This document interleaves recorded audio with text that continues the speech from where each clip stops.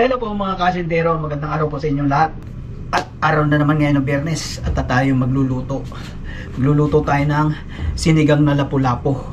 Pumunta ako sa Bata, bumili, nakakita ako ng lapu-lapong ulo-ulo ng lapu-lapu, laki.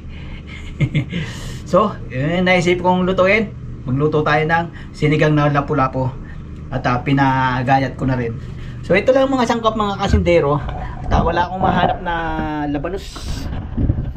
So yan lang, sibuyas, luya at kamatis, okra, at ito yung lapu-lapu. Hinati ko, hindi ko nilahat kasi ang dami. Tapos itong kangkong, dinamihan na natin ng gulay. Bihira tayo makakain ng gulay. So yun na nga mga kasintero, at lulutuin na natin. At ako'y nagpapakulo na ng tubig. Pag magsisigang ako, pinapakulo ko muna yung tubig bago ko ilagay yung ricado, kasi pag nilagay mo na yung ricado doon sa tubig bago mo pakuluan, nagkukulay green yung tubig, yung sabaw, at malangsa rin yung isda pagka ganun. Kailangan kumukulo yung tubig, yung sabaw, bago ilagay mo yung isda para wala siyang lansa. So yun na nga, lulutuin na natin mga kasundero. So ayan na nga mga kasundero, kumukulo na yung ating tubig. Lagay na natin yung sangkap. Ayan. Ayan. Takpan natin. Hintayin natin kumulo uli. Mainit na mainit bago natin lalagay yung isda.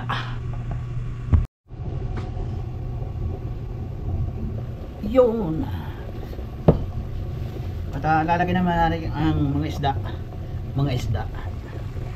Lalagay na natin ang isda. Yan. Kapal lang laman. Parang kulang yata ang aking sabaw. Di ba, magdagdag tayo ng konti. Yung pinakulong tubig. Okay lang yan siguro. Pero masarap umigop Masarap umigop. Ayan. Dagdagan natin ng sabaw. Magpapakulo ako dun sa panuli natin. Pakulo tayo ng So ayun nga, kumulo. Tanggalin natin itong mga na to para mabawasan ang kanyang langsa.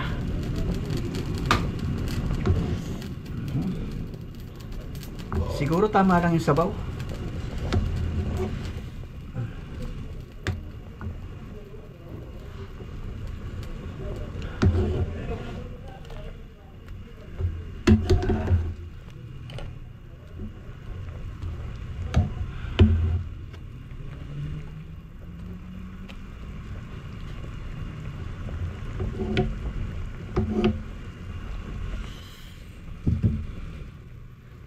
So hintayin natin kumulo, maayos. So timplahan na natin mga kasindero.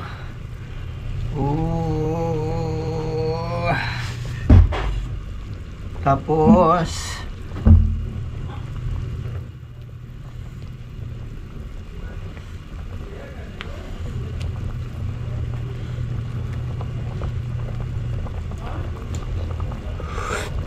yan, tama lang.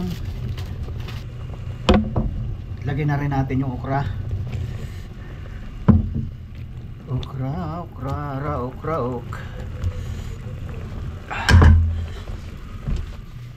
Takpan natin saglit. Ayun At lagay na rin natin ng kangkong. Daming kangkong Pero mamaya mawawala rin yan. Mawala rin yan mamaya. Pag yan ay naluto.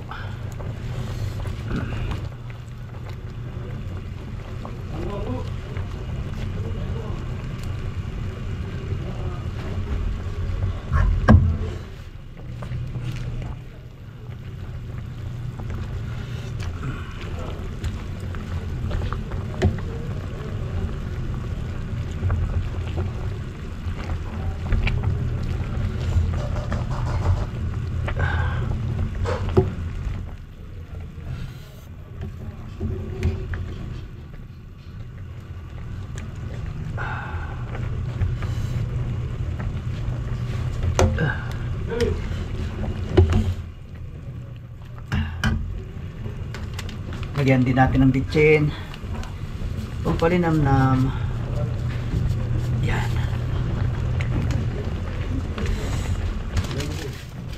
At lagyan na rin natin yung asin. Sinigang sa sampalok. Sinigang sa sampalok.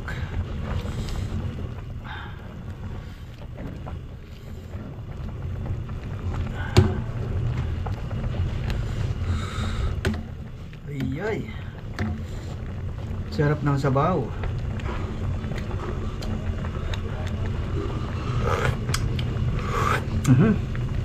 Ayos.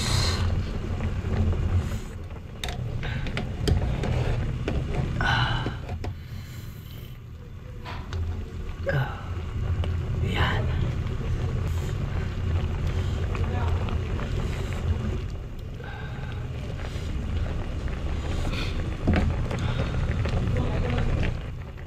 Yun na mga kasindero, luto na ang ating sinigang na lapu-lapu. Kakain na tayo. At so ito na nga po mga kasindero, luto na yung ating sinigang na lapu-lapu.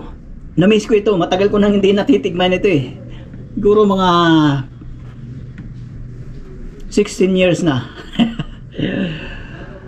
So yun na nga mga kasindero, tikman na natin. Kain na tayo. Sarap ng sabaw, puting-puti.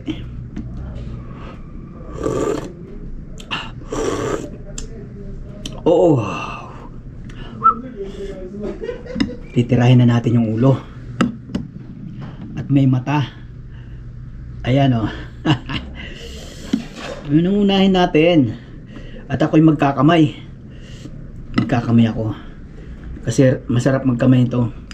Tsaka pagkaisda dapat nagkakamay para nakakapamong kung may tinik.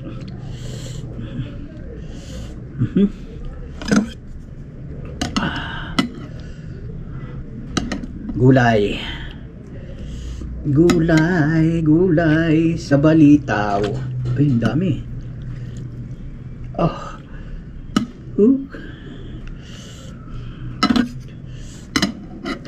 So kain po mga kasindero, kain po tayo. At meron akong sausawan na patis.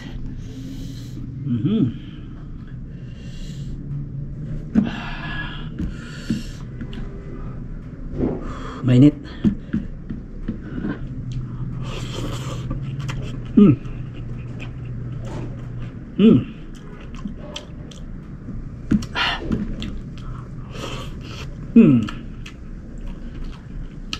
At yung isda,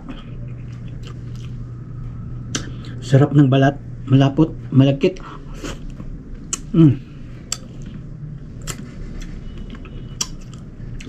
At yung paborito, eyeball, mainit.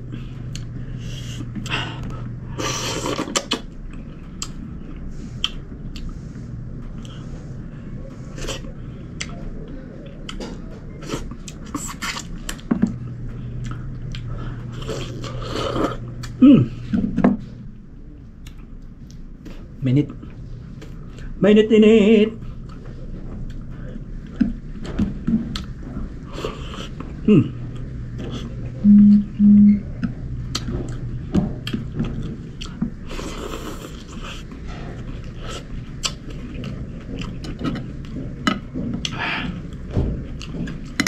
Sarap ng sabaw. Lambot na laman. Sabi pagka malaki na masyado yung lapu-lapu, kubol na raw yung laman. Di laman. Tama lang.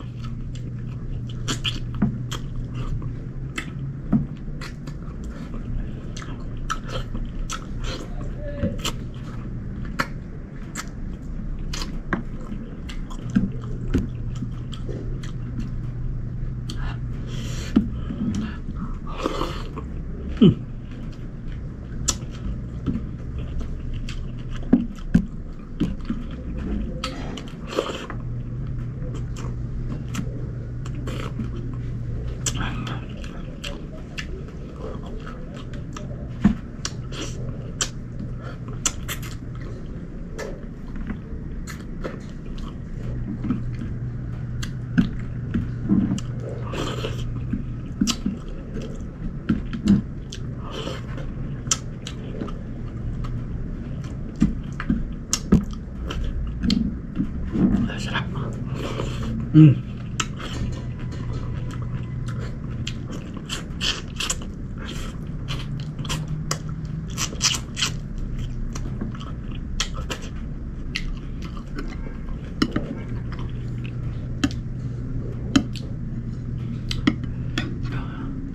Ito yung pangay. Ito yung Joe. Tama ba yun, Joe? Yung dito.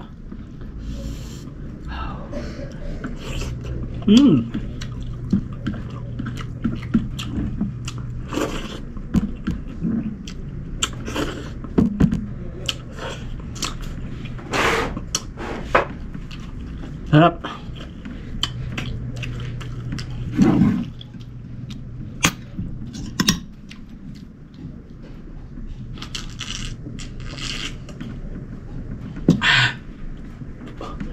Sarap. So yun na nga mga kasindero. Sarap nitong ano. Na-miss ko talaga to. Tagal ko ng ano dong, hindi niluluto. So yun na nga po mga kasindero. Hanggang dito lang ating vlog. At ako'y lalantak pa. At sana nagustuhan nyo yung ating niluto. Try nyo, medyo mahal lang yung 1 kilo, kahit ulo na lang yung ano 15 isang kilo. Umabot ng 40 real yung lahat-lahat. Pero nagtira ko doon sa ano, baka di ko alam kung anong luto gagawin natin doon. Sarsyado, sweet and sour, basta. So yun na nga po mga kasindero, hanggang dito na lang.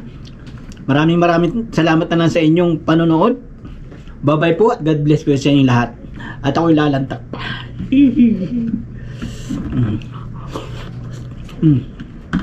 Maubos ko yata yung kanin sinaing.